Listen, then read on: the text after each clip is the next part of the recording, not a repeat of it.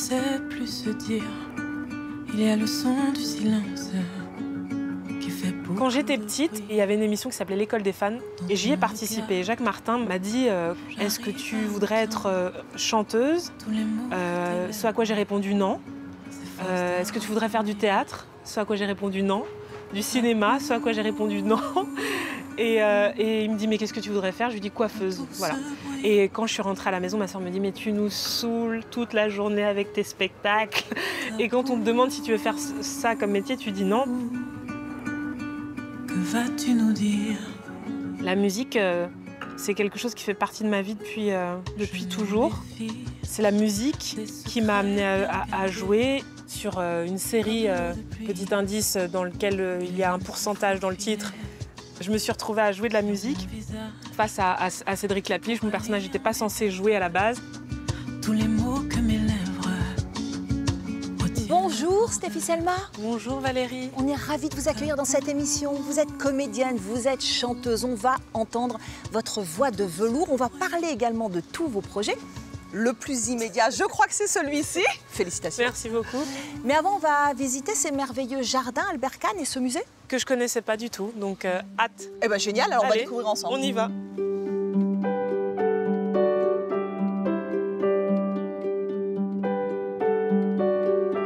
Ces jardins sont l'œuvre d'un homme, Albert Kahn, grand voyageur et humaniste du 19e siècle, qui a utilisé les 4 hectares de son parc de Boulogne-Billancourt pour y planter des essences du monde entier. Ainsi, un jardin français, une roseraie, un verger côtoient une forêt vosgienne, un marais, une prairie ou encore un village japonais et dialoguent avec le musée fraîchement rénové. Bonjour Nathalie. Bonjour. On est ravis d'être là parce que vous avez été 6 ans en travaux. C'est long, 6 ans. Qu'est-ce qui a changé? Qu'est-ce que vous avez remis au goût du jour? Alors, le musée a complètement changé d'échelle. Au cœur de notre projet scientifique et culturel, il y a vraiment le lien très très fort entre les collections d'images et les collections jardins. Alors, on va aller les voir, les collections d'images. Ça va être l'occasion de parler d'Albert Kahn, de nous dire qui était ce grand humaniste. Alors, Albert Kahn, c'est vraiment un personnage absolument fascinant. Il est né en 1860 dans les Vosges. Il a construit une fortune colossale à la fin du 19e siècle. Il était banquier, un banquier très doué. Il devient un des hommes les plus riches de son temps. Et au tournant vraiment du 20e, il décide de consacrer sa fortune à un idéal, alors aujourd'hui, qu'on appellerait pacifiste et humaniste. Pour lui, c'est vraiment l'idée d'éclairer la gouvernance mondiale, d'éclairer les élites de ce monde pour créer une gouvernance qui va permettre le progrès social, la compréhension entre les nations et la paix. Waouh, vaste programme. C'est idéal, Ouais, hein. c'est idéal. Un peu utopiste, mais complètement, ça donne envie. Ouais. Comment on peut mettre ce programme en application alors? Ah ben ça, je ne sais pas. En tout cas, quand je regarde ces photos, je me dis qu'il avait l'âme d'un reporter et d'un journaliste. Aussi. Alors, c'est vrai qu'une des choses qui est vraiment intéressante chez Kahn, c'est qu'il intègre toujours le visuel, l'image, finalement, dans sa réflexion. Et donc, il envoie des boursiers autour du monde. Donc, c'est vraiment des Erasmus, hein, mais à la fin du 19e siècle.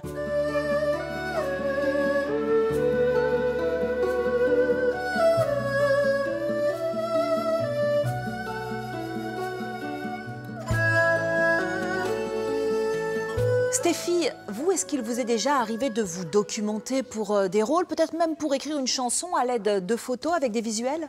Il m'est arrivé de me documenter, évidemment. Je pense même à un des premiers films que j'ai fait, Casse Départ, qui est un film qui est sur l'esclavage. Pourtant, je suis martiniquaise, mais je suis allée vraiment dans le fond de l'histoire de mes ancêtres pour incarner ce rôle. Ouais. Donc ça m'est arrivé à plusieurs reprises.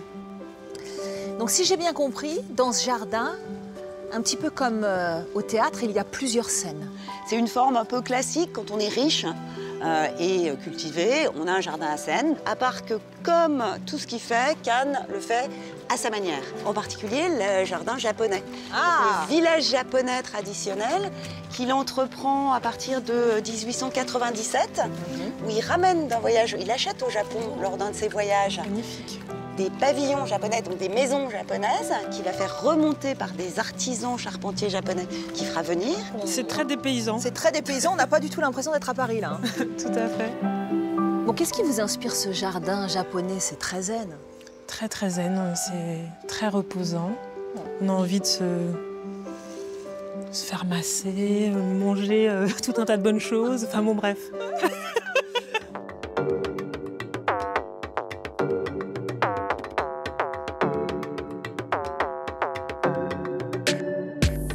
Stéphie, vous venez de sortir votre deuxième single qui s'intitule Tabou. Vous êtes autrice, vous êtes compositrice. On livre souvent quelque chose de soi-même, quelque chose d'intime en musique. Quelle histoire vous avez voulu nous raconter avec Tabou? Avec Tabou et de manière générale en musique, j'avais vraiment envie de... Parce que j'ai reçu beaucoup d'amour des gens suite à la sortie de mon premier single qui s'appelle Maison de Terre. Et j'avais envie vraiment de donner de moi.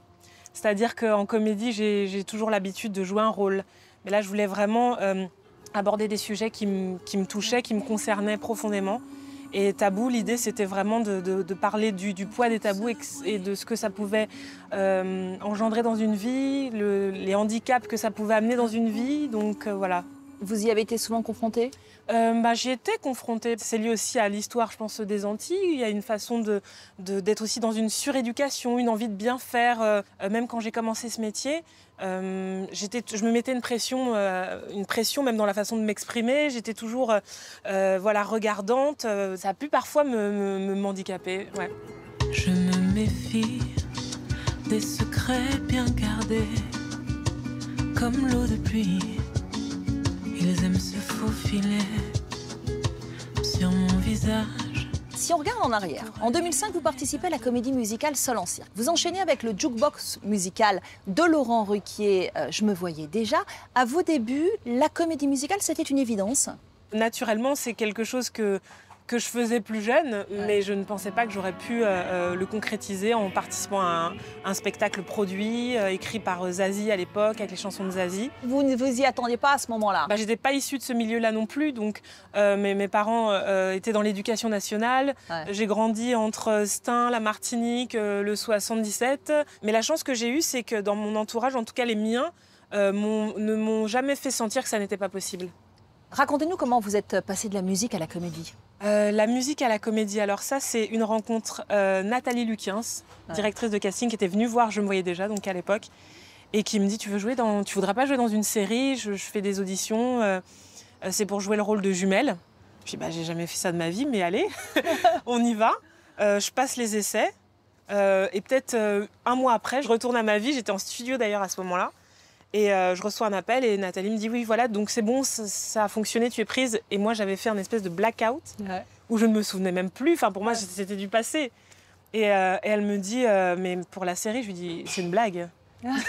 Elle me dit ah non c'est pas une blague, tu commences dans 2 semaines. Je lui dis mais c'est sérieux? Bon, et ensuite les choses se sont enchaînées, mais il y a une série qui change tout, c'est 10%, il y a vraiment un avant, un après? C'est vrai que ça a tout changé dans le sens où aujourd'hui je me retrouve même à jouer dans des...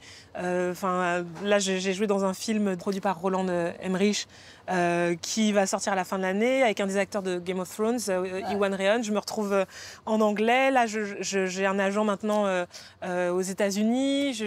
Là on m'a proposé un projet anglais. Donc c'est fou. C'est un peu un conte de fées votre vie en ce moment? En ce moment, oui. La vie, c'est des hauts et des bas, on va pas se mentir. Mais en tout cas, en ce moment, c'est vrai qu'il y a plein de belles choses. Ouais. Alors, les hauts et les bas, justement, on en parle. Dans la série 10%, vous incarnez Sophia, le prince réceptionniste qui rêve de devenir comédienne et qui va découvrir évidemment toutes ces difficultés, tous les affres de ce métier qui est si fermé. Vous, dans votre propre parcours, dans ce parcours personnel, quelles sont les difficultés que vous avez rencontrées et puis les grandes joies aussi? Alors moi, c'est vrai que je suis quelqu'un qui me sert on va dire de manière générale dans la vie des épreuves, c'est mon mind, comme de l'apprentissage pour essayer de rebondir toujours et de s'en servir de leçon pour avancer. Je vais dire que c'est un métier fluctuant, surtout au début. Quand tu fais des castings, tu peux en faire 20 et t'es pas choisi. Et donc tu te remets en question perpétuellement. Mais c'est quand j'ai décidé ou en tout cas conscientisé, et je me suis dit lâche prise, prépare-toi simplement, et ce qui sera pour toi sera pour toi, que les choses se sont finalement ouvertes. Vas-y, fais la femme piquante et audacieuse. Ok, direct. Sophia? Oui.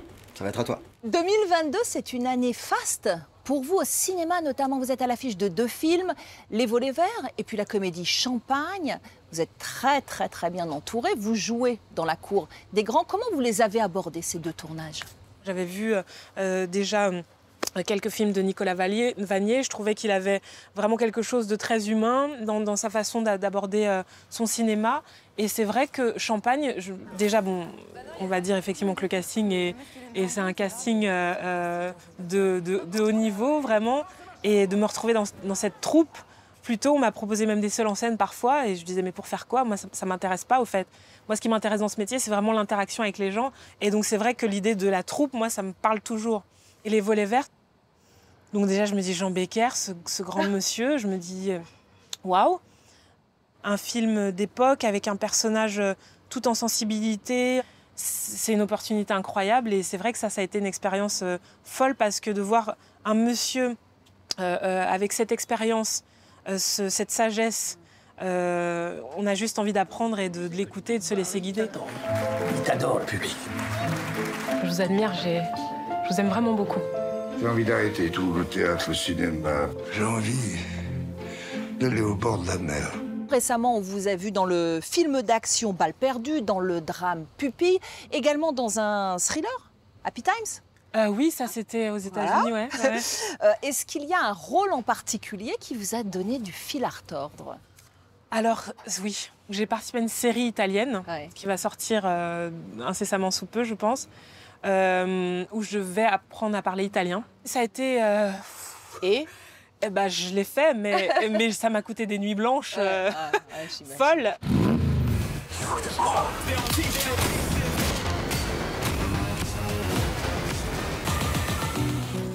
Dans son Paris des Arts, Stéphie nous emmène à la rencontre d'une jeune musicienne belgo-congolaise, Camille Yembe, dont l'écriture imagée, empreinte de poésie et d'ironie, l'a immédiatement séduite. Je te parle du 50e étage. Je vois plus ton visage. Avec leur univers respectif, chacune contribue à enrichir le projet de l'autre. Bon, comment est-ce que vous vous êtes rencontrées toutes les deux et surtout sur quel projet la rencontre a vraiment eu lieu? Alors, la première fois, moi, j'ai entendu un titre de Camille qui s'appelait Mon beau garçon. Et j'ai eu un coup de cœur pour sa plume, pour sa façon de composer. Donc pour moi, c'était ça. C'était ça. C'est vrai qu'elle m'a rencontrée avant, en fait, musicalement, puisqu'elle m'a entendue. Et puis on s'est rencontrés physiquement au studio. Et puis ça a accroché directement artistiquement, humainement. Je dirais même peut-être humainement avant artistiquement pour moi. Et voilà. Camille, vous avez écrit les paroles du premier single de Stéphie, Maison de terre. Qu'est-ce qui vous a inspiré? On sentait que j'allais écrire quelque chose pour Stéphie. Tu vois, parce que déjà, elle, je pense qu'elle a aimé le fait que je sois une auteure féminine. Ça se rapproche du coup peut-être de ses sensations, tu vois. Et puis, j'ai reçu la prod. Et c'est vrai que ça a été très évident. J'étais en voiture et c'est sorti de manière très fluide. Et le soir même, je lui ai envoyé le morceau. Et je pense que du coup... Ça a accroché directement. En fait, c'est parti d'une impulsion. Je me rappelle donc, en tout cas pour la composition, Imani était en train de faire une prod. Et il me dit, prends ta guitare. Donc je commence à poser des guitares, on commence à poser des claviers, des choses. Et puis il y a une mélodie qui arrive et on se dit, Camille. Donc direct. Et viens, le paradis des uns et des autres. On va et vient, le courant qui nous mène jusqu'à l'autre.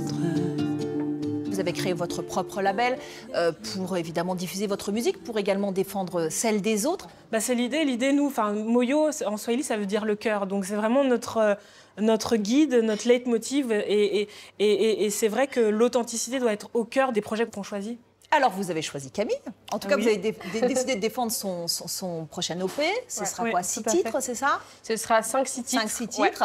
La plupart des morceaux, c'est moi qui les compose, donc c'est quand même quelque chose de très intime. Il y a quand même un ton très mélancolique dans la plupart des chansons.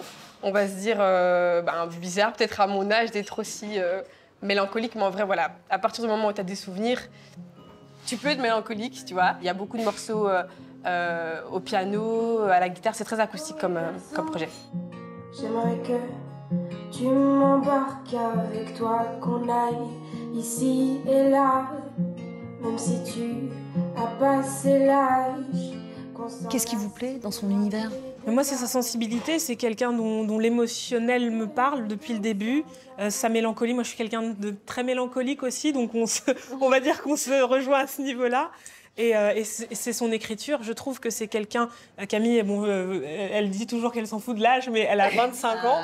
Et je trouve que dans son écriture, il y a une maturité et que c'est une grande auteure aussi, donc... en tout cas, d'avoir la possibilité de l'accompagner d'une façon ou d'une autre, voilà, c'est un honneur pour moi. Si j'ai les yeux humides et les pieds un peu engourdis, la bouche sèche malgré la jeunesse, c'est que le voyage fut immense. Camille Mbé, Stéphie, Selma, mille merci pour ce beau moment de partage. Vous pouvez bien sûr retrouver l'émission sur notre site internet. Et puis vous le savez maintenant, le Paris des Arts se poursuit aussi sur les réseaux sociaux. On vous y attend très nombreux. À bientôt pour de nouvelles aventures. Après l'aube, qu'on se prenne pour une autre. 10 ans ou 10 secondes.